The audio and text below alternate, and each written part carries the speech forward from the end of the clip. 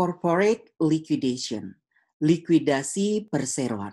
Pada materi ini kita akan membahas bagaimana melakukan likuidasi atau pembubaran perusahaan perseroan terbatas. Nah, dalam materi ini kita akan membuat statement of affairs sekaligus jurnal mulai dari pengambil alihan kekayaan debitur sampai penyelesaian. Pertama, kita harus tahu dulu istilah mengenai insolvensi. Insolvensi ini secara umum dibagi dua. Yang pertama equity insolvensi dan yang kedua bankruptcy insolvensi. Apa yang dimaksud dengan equity insolvensi? Yaitu keadaan di mana perusahaan tidak mampu membayar utang dalam waktu yang telah ditetapkan. Artinya, perusahaan debitur atau yang memiliki utang belum terlalu parah keadaan keuangannya. Namun, jika dibandingkan dengan bankruptcy insolvensi, yaitu keadaan di mana perusahaan memiliki utang yang nilainya lebih besar dibandingkan dengan fair value asetnya. Artinya, keadaan ini perusahaan mengalami masalah keuangan yang sudah parah. Nah, bagaimana solusinya? Yang pertama, melakukan negosiasi dengan kreditor. Jika dalam negosiasi tidak ditemukan titik temu, maka langkah berikutnya yaitu ke pengadilan. Nah, berikut cara pengajuan pilot atau kebangkrutan. Yang pertama, kita sebut dengan voluntary bankruptcy proceeding atau pengajuan secara sukarela, yaitu diajukan oleh debitur atau pihak yang berhutang. Cara pengajuan kedua kita sebut dengan involuntary bankruptcy proceedings atau pengajuan tidak sukarela. Nah, yang mengajukan yaitu kreditor atau pemberi hutang atau grup kreditor. Lalu, bagaimana pengadilan? Nah, bagi pihak pengadilan, keputusannya perusahaan debitur bisa dilikuidasi atau bisa direorganisasi. Kalau dilikuidasi, artinya perseroan tersebut dihentikan seluruh aktivitasnya. Nah, kemudian kalau reorganisasi, perusahaan tersebut masih bisa lanjut dengan syarat tertentu. Bagaimana corporate liquidation ini diatur dalam undang-undang? Undang-undang di Indonesia, yaitu undang-undang yang digunakan untuk menyelesaikan permasalahan kepailitan adalah Undang-Undang Nomor 37 Tahun 2004 tentang kepailitan dan PKPU atau penundaan kewajiban pembayaran utang. Nah, yang dimaksud dengan kepailitan adalah sita umum atas semua kekayaan debitur pailit yang pengurusan dan pemberesannya dilakukan oleh kurator di bawah pengawasan hakim pengawas sebagaimana diatur dalam undang-undang. Nah, di sini ada kurator yang ditugaskan untuk melakukan pemberesan perusahaan debitur yang bangkrut. Nah, kita masuk ke likuidasi. Apa saja tugas kurator ini? Yang pertama, menyelidiki masalah keuangan yang dialami debitur. Jadi, kurator menyelidiki, menginvestasi masalah keuangan saat ini yang dialami oleh perusahaan yang memiliki utang atau debitur. Yang kedua, memberikan informasi mengenai harta debitur dan administrasinya kepada pihak yang berkepentingan. Kemudian, memeriksa klaim kreditur dan menolak klaim yang tidak sesuai. Artinya, utang-utang ini atas utang ke siapa saja dan nanti bagaimana pembayarannya. Nah, nanti utang ini akan di ranking atau kita sebut dengan peringkat klaim. Kemudian, jika diotorisasi untuk mengoperasikan bisnis debitur, kurator harus memberikan laporan periodik dan ikhtisar operasi, laporan penerimaan dan pengeluaran, serta informasi lain seperti yang ditentukan pengadilan. Dan terakhir, mengajukan laporan akhir menyangkut trustee seperti yang diminta oleh pengadilan. Nah, istilah kurator ini bisa kita sebut dengan trustee atau boleh dengan istilah wali amanat. Kemudian pastinya membutuhkan biaya dalam proses likuidasi. Biaya apa saja? Terdapat beban administratif yang dikeluarkan dalam proses mempertahankan dan melikuidasi perusahaan, termasuk biaya kurator dan biaya hukum serta akuntansi. Nah, ini beberapa biaya yang muncul dalam proses likuidasi seperti biaya hukum, biaya akuntansi, honor kurator atau trustee atau wali amanah. Oke. Berikutnya kita masuk ke peringkat klaim dalam kasus likuidasi. Nah, di sini ada 4 peringkat, peringkat 1, peringkat 2, peringkat 3, dan peringkat 4. Peringkat 1 yaitu klaim yang dijamin dengan hak gadai atau agunan yang valid. Klaim yang dijamin. Nah, untuk peringkat 1, klaim yang dijamin kita bagi 2. Ada yang kita sebut dengan yang pertama, fully secure, dan yang kedua, partially secure. Fully secure artinya dijamin penuh. Sebagai contoh, kita punya hutang ke bank 100 juta, dijamin dengan tanah harganya 150 juta. Nah, itu dijamin penuh atau fully secure. Sehingga ada sisa aset, bukan sisa klaim. Yang kedua, yaitu partially secure atau dijamin sebagian. Contohnya, kita punya utang ke bank 100 juta, dijamin dengan piutang sebesar 70 juta. Artinya ada sisa klaim sebesar 30 juta. Nah, itu kita sebut dengan partially secure. Kemudian untuk peringkat 2. Nah, di sini peringkat 2 dan peringkat 3 kita satukan, istilahnya yaitu unsecure, tidak dijamin. Untuk peringkat 2 ada kita sebut dengan priority unsecure. Peringkat 3 non-priority unsecure. Oke, kita kembali ke peringkat 2 yaitu unsecure bagian prioritas. Yang pertama, biaya administrasi selama proses pengurusan kepailitan. Contohnya, tadi ada honor atau biaya kurator, biaya hukum, biaya akuntansi. Nah, ini masuk ke administration. Yang kedua, klaim yang terjadi antara tanggal ketika gugatan pailit dilayangkan hingga putusan pailit dan penunjukan kurator. Sebagai contoh, gugatan pailit tanggal 1 Januari. Kemudian putusan pailit tanggal 10. Jika ada faktur atau klaim tanggal 1 sampai 10, nah ini masuk ke peringkat 2. Kemudian klaim berupa gaji, upah, dan komisi yang seharusnya dibayarkan dalam waktu 6 bulan sejak putusan pailit. Kemudian yang keempat, klaim untuk pesangon atau pensiun karyawan. Yang kelima, klaim individual dalam bentuk sewa, pembelian, atau uang muka yang telah dibayarkan atau unearned, namun jasa atau barang belum diserahkan ke pembeli atau pelanggan.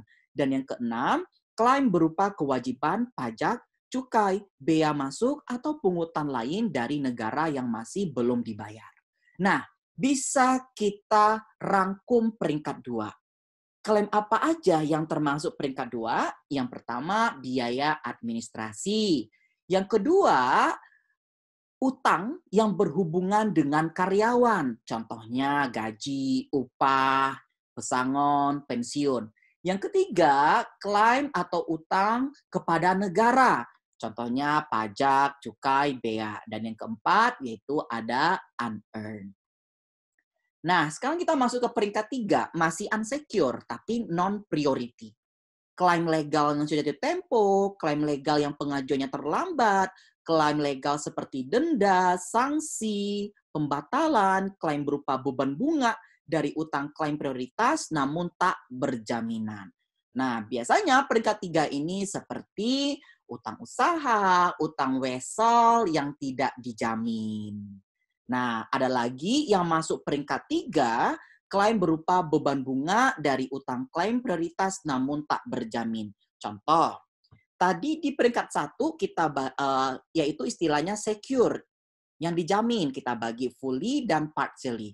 Nah, partially ada utang bank 100 juta dijamin dengan piutang 70 juta. Berarti ada sisa klaim sebesar 30 juta. Nah, sisa klaim 30 juta kita masukkan ke peringkat 3. Nah, kemudian di peringkat 4, sisa aset diserahkan kepada pemegang saham lama atau sebagai pemilik perusahaan. Nah, sebagai informasi, untuk peringkat 2 dan peringkat 3 ini bukan berurutan. Ya, jadi ini A, B, C, D, E, F bukan urutan. Begitu juga dengan peringkat 3, A, B, C, D bukan urutan. Oke, sebagai contoh, Chem Corporation menderita kerugian besar pada tahun 2011 dan pada semester 1 tahun 2012, pada Juli 2012 seluruh hutang dagangnya jatuh tempo serta piutang dagang yang dijaminkan kepada bank terancam default. Artinya si Chem Corporation mengalami gagal bayar. Para kreditur tidak bersedia untuk memberikan tambahan pinjaman maupun memperpanjang atau reschedule tagihannya. Pada tanggal 1 Agustus 2012, Chem Corporation mengajukan voluntary petition under Bankruptcy Act. Nah, berarti Chem Corporation sudah mengalami kerugian pada tahun 2011 dan semester 1 2012. 1 Agustus mengajukan voluntary. Artinya si Chem Corporation yang mengajukan pilot. Kemudian di sini ada catatan, mortgage payable ditambah 5.000 interest payable dijamin dengan land and building. Seluruh piutang dagang dijaminkan untuk bank loan ditambah 2.000 interest payable. Nah, mortgage payable ditambah bunga dijamin, berarti ini masuk peringkat 1. Seluruh piutang dagang dijamin untuk bank loan juga peringkat 1 ditambah 2.000 interest payable. Berikut data keuangan per tanggal 1 Agustus 2012, yaitu data keuangan Chem Corporation. Nah, ini bagian aset, ini bagian liability and stockholders equity. Nah, bisa kita lihat bagian aset ada cash 3.000, marketable securities 7.000, account receivable 25.000, inventory 50.000, prepaid expense 4.000, kemudian land 15.000, building net 40.000, equipment net 30.000, intangible aset 6.000. Total asetnya ada 180.000.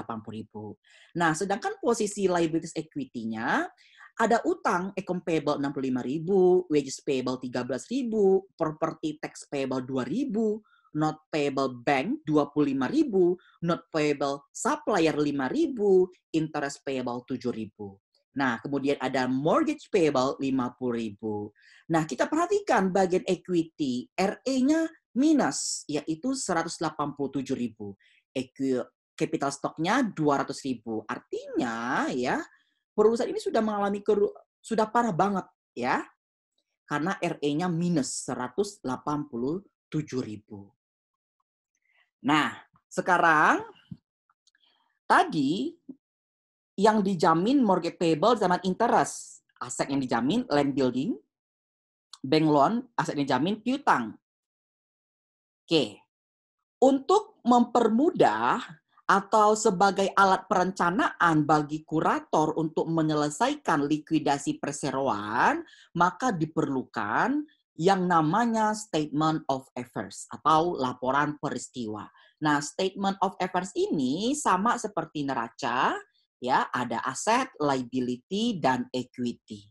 Statement of affairs disusun pada tanggal tertentu dan menunjukkan informasi neraca dengan aset yang dinilai dengan expected net realizable value dan diklasifikasikan berdasarkan pada availability for fully secure, partially secure, priority, and unsecured creditor. Liability diklasifikasikan berdasarkan priority, fully secure, partially unsecure. Nah, artinya statement of affairs ini isinya yaitu berupa estimasi, belum realisasi sesungguhnya. Nah, ini bentuk dari Statement of Affairs Camp Corporation. Ini bagian aset, kemudian liability and equity. Nah, kita masuk ke aset dulu. Judulnya sini ada book value, ada description-nya, ada estimate realizable value, less secure creditor liabilities, kemudian estimated realizable value available for unsecured creditor. Nah, di sini kita masuk dulu ke fully secure. Fully secure, tadi kita punya utang hipotek beserta bunga 55.000. Nah, tanah dan bangunan nilai bukunya 55.000. Namun, diestimasi tanah dan bangunan ini nilainya 60.000. Artinya, hutang hipotek beserta bunga ini dijamin penuh oleh aset tanah dan bangunan. Dan ada sisa aset sebesar 5.000. 5.000 ini kita gunakan untuk membayar utang for unsecured creditor. Kemudian setelah fully secure, kita masuk ke partly secure. Yaitu kita punya hutang wesel atau hutang ke bank beserta bunga sebesar 27.000. Dijamin dengan piutang. Piutang nilai bukunya 25.000, tapi diestimasi piutang tersebut dapat tertagih 22.000. Artinya utang bank beserta bunga ini tidak di-cover seluruhnya. Ini kita sebut dengan partially secure. Sehingga ada sisa claim sebesar 27 kurang 22 yaitu 5.000. Namun di bagian aset ini kita buat 0. Kemana 5.000-nya? Yaitu di bagian liability. Nah, setelah itu kita masuk available for priority atau unsecure. Tadi fully secure, partly secure, sekarang kita masuk ke unsecure. Unsecure itu kita bagi dua, ada priority, ada non-priority. Nah, kita pindahkan neraca ini, cash, marketable securities, sampai akhir, intangible. Cash 3.000 nilai buku, estimasi juga 3.000 kalau cash. Marketable securities nilai bukunya 7.000, nah estimasinya 7.000. Inventory nilai buku 50.000, estimasinya 55. Prepaid expense 4.000 nilai bukunya, estimasi nilai realisasinya yaitu 12.000. Prepaid expense 0 untuk realisasinya. Equipment nilai bukunya 30.000, estimasi realisasinya 12.000. Intangible asset nilai bukunya 6.000, estimasinya 0. Nah, kita jumlahkan dari 5.000 ketemu 82.000. Nah, inilah untuk unsecure. Kemudian kita estimasi untuk bayar priority, ya, bayar utang prioritas, yaitu sebesar 15.000. Ya, tadi ingat priority ini masuk ke peringkat 2. Yang mana aja 15.000? Yaitu utang kepada karyawan, wages 13.000. Utang pada negara, pajak 2.000. Yaitu 15.000. Sehingga estimasi kas yang tersedia yaitu 67.000. Nah, stop sampai 67.000 ini for unsecured non-priority. Nah, kita masuk ke bagian liability and stockholders equity. Nah, di sini book value, description, secure and priority, dan terakhir kolom non-priority. Nah, kita susun lagi, ada fully secure, hutang hipotek dan bunga, nilai bukunya 55, begitu juga di sini nilainya 55. Kemudian untuk partly secure, utang bank dan bunga 27.000, di kolom secure and priority 27.000. Namun tadi karena dia partly secure hanya dijamin dengan aset piutang yang nilainya cuma 22.000, artinya di sini muncul sisa klaim 5.000 atas perhitungan di aset tadi. Ya, 27 kurang 22. Muncul di sini, 5.000 di unsecure non-priority. Kemudian bagian priority liability ada wages sama taxes 15.000. Kemudian non-priority ada account payable 65, ada not payable supplier 5.000 yaitu 70.000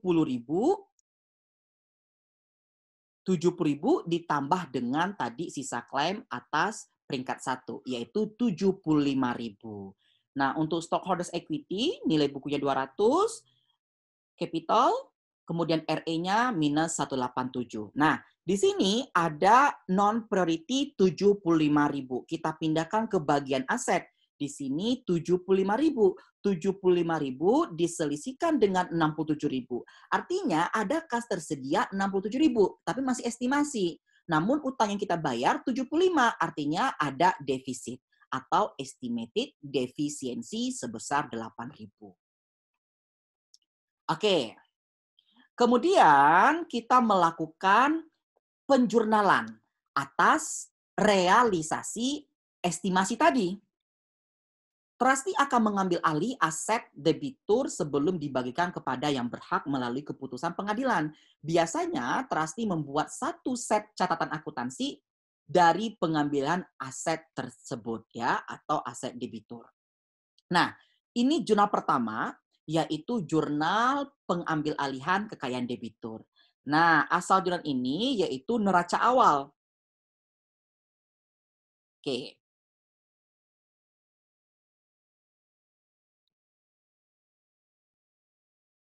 Ya, neraca awal ini dipindahkan semua, debitnya aset, kreditnya liability, plus equity. Namun, 13.000 equity ini kita membuat akun khusus namanya estate equity, 13.000 untuk pengganti akun modal. Ya, debitnya aset, kreditnya liability, dan equity. Nah, sini ada akun khusus namanya estate equity, yaitu akun modal. Artinya, jika ada penjualan aset, ketika ada gain, berarti menambah modal. Berarti estate equity-nya dikredit. Ketika ada penjualan aset, mengalami kerugian atau loss, berarti estate equity-nya nanti didebit.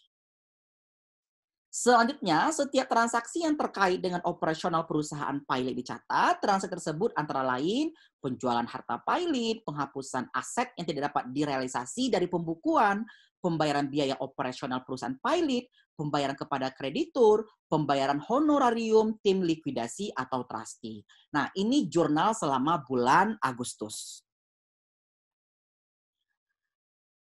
Yang pertama, a previously unrecorded utility bill for 500 is received. Artinya ada tagihan utilitas yang belum dicatat. Berarti tadi nggak ada utang, sekarang muncul utang baru karena belum dicatat. Kita debit, estate equity, credit, utilities, payable, yaitu 500. Yang kedua, intangible asset are deemed worthless and are written off. Artinya, intangible asset ini dihapuskan. Berarti aset dikredit. Ya, debitnya estate equity, yaitu 6.000. Yang ketiga, inventory. Tadi inventory nilai bukunya 50.000. Diestimasi yaitu 55.000. Ternyata realisasinya yaitu 48.000 terjual. Namun dari 48.000 baru 30.000 nerima kas, 18.000-nya berupa piutang. Jadi dapat kas debit 30.000, piutang 18.000, inventory kita berkurang atau habis 50.000 dan sini mengalami kerugian atas penjualan inventory di debit estate equity 2.000. Yang keempat, penjualan equipment 14.200. Nah, tadi nilai bukunya yaitu 30.000, estimasinya untuk equipment 12.000. Namun kenyataannya realisasinya terjual 14.200. Kas 14.200, equipment sebesar nilai bukunya 30.000, berarti ada kerugian di debit modalnya. Estate equity 15.800. Nah, kemudian kita membayar hutang prioritas terlebih dahulu, yaitu wages payable 13.000, property tax payable 2.000, credit cash 15.000. Yang keenam, Land and building dijual 64.000, kemudian dibayar hutang hipotek beserta bunganya. Nah, berarti ada penerimaan kas 64.000, tanah dan bangunannya dikredit 1540, ada keuntungan sebesar 9.000, yaitu estate equity-nya dikredit. Kemudian membayar utang hipotek 50.000, utang bunga 5.000, dan kas dikredit 55.000. Kemudian asuransi di-cancel dan 1.000 di-refund, dikembalikan. Cash di debit dan kredit prepaid expense sebesar 1.000. Kedelapan, account receivable 21.000 ditagih. Sisanya yang 4.000 tidak tertagih. Debit kas 21.000, kredit AR-nya 25.000, dan debitnya estate equity 4.000. Kesembilan, utang bank dan bunga dibayar. Nah, pembayaran utang bank dan bunga ini berdasarkan aset yang dijamin, yaitu piutang. Piutang hanya ditagih sebesar 21.000. Artinya hanya kas 21.000 inilah untuk membayar utang bank dan bunga. Nah, bagaimana cara pembayarannya?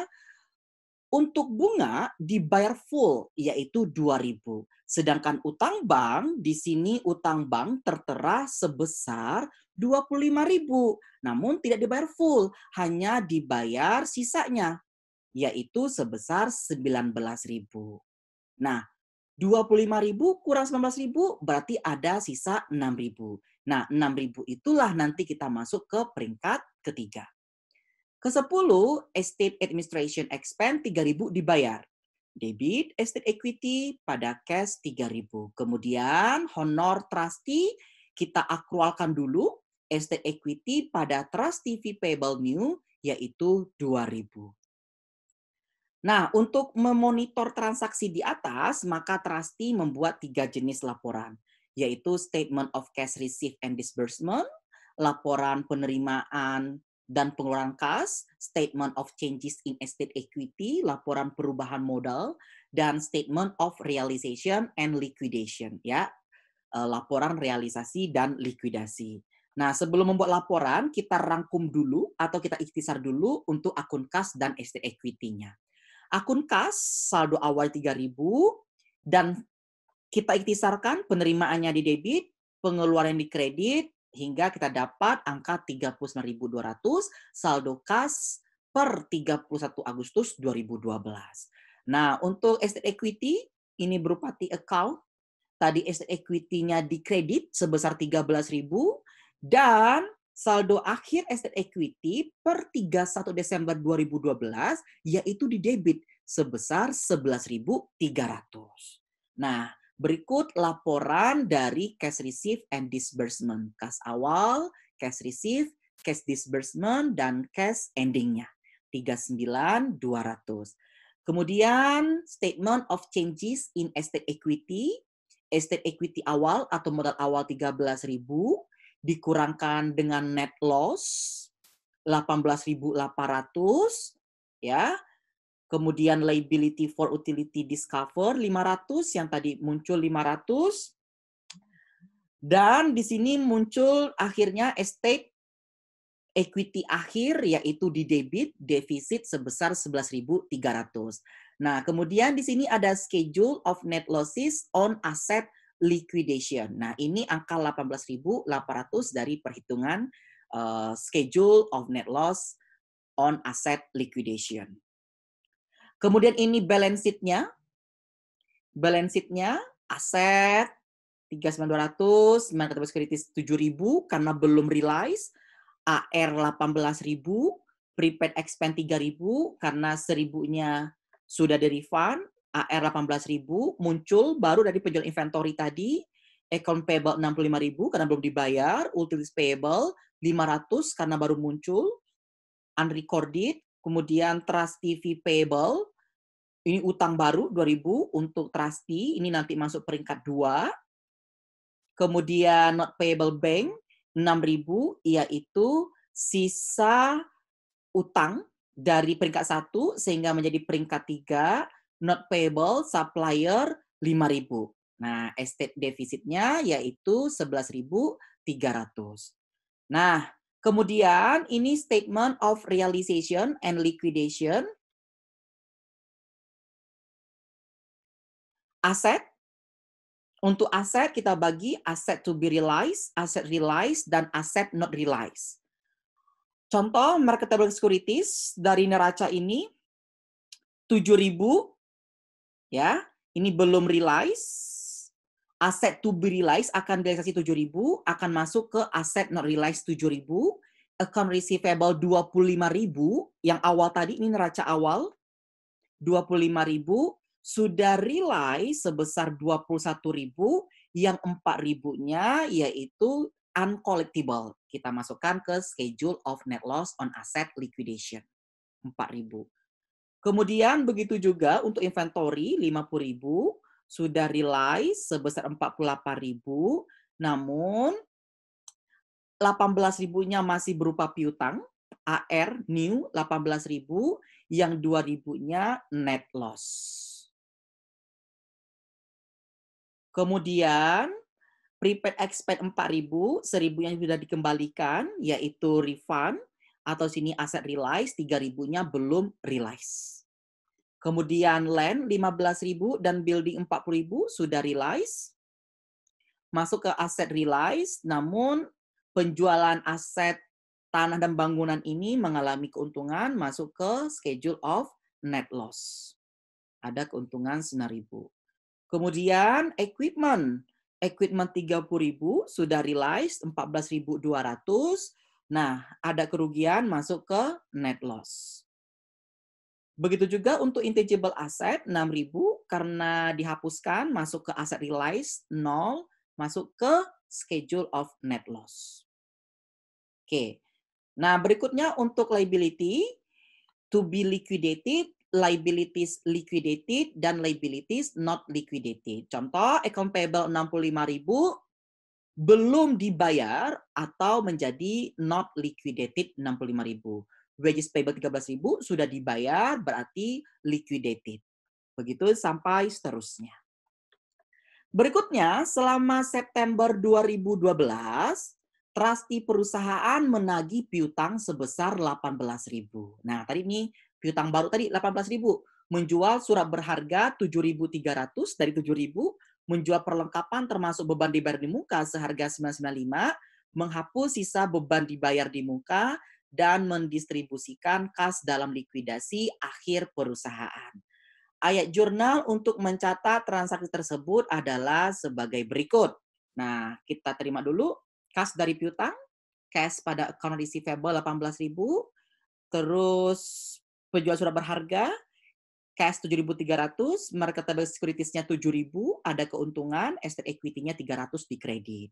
Kemudian prepaid expense, kasnya 995, prepaid expense 3.000, yang 2.005 dihapuskan, yaitu estate equity-nya di debit. Nah, ini balance sheet-nya di akhir bulan September, kas tersedia 65.495, ya, dari 31 Agustus sampai transaksi September ini. Account payable 65.000, ada utang sampai 5.000, estate equity-nya di debit 13.005. Yang menjadi pertanyaan, kas kita tersedia 65.495, sedangkan utang ada 78.500. Bagaimana membayarnya? Nah, itulah pentingnya peringkat klaim tadi. Nah, untuk peringkat 1 yang secure, baik yang fully dan partially sudah kita bayar. Sekarang untuk peringkat 2, yang manakah peringkat 2? Account payable peringkat 3, notice payable peringkat 3, trustee fee payable peringkat 2, not payable ini peringkat 3 karena berasal dari peringkat 1, not payable supplier ini peringkat 3. Berarti kita bayar dulu utang prioritas yang 2.000 ini dari 65.000. Berarti trustee fee payable pada cash 2.000. Nah, kemudian kas kita sekarang yaitu 65 kurang 2.000, 63.495, dan total utang kita sisanya yaitu 76.500. Bagaimana cara membayar utang 76.500 sedangkan kas tersedia 63.495. Berarti kita menggunakan namanya rasio pembayaran. Ya, rumusnya kas tersedia dibagi dengan sisa total utang atau total sisa utang. 63.495 dibagi dengan 76.500, yaitu dapat 83%. Nah, baru kita bayar utang usaha, account payable. Dari 65.000 ini, bagaimana kita bayar utang usaha? Kemudian bagaimana kita bayar utilities payable? Nah, kita bayar yang peringkat 3 ini secara prorata atau proporsional. Oke, account payable 53.950. Dari mana? 83% kali 65.000. Kemudian utilities payable 500 kita bayar sebesar 415, yaitu 83%-nya.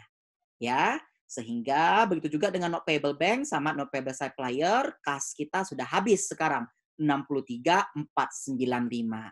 Nah, sekarang nggak ada kas lagi.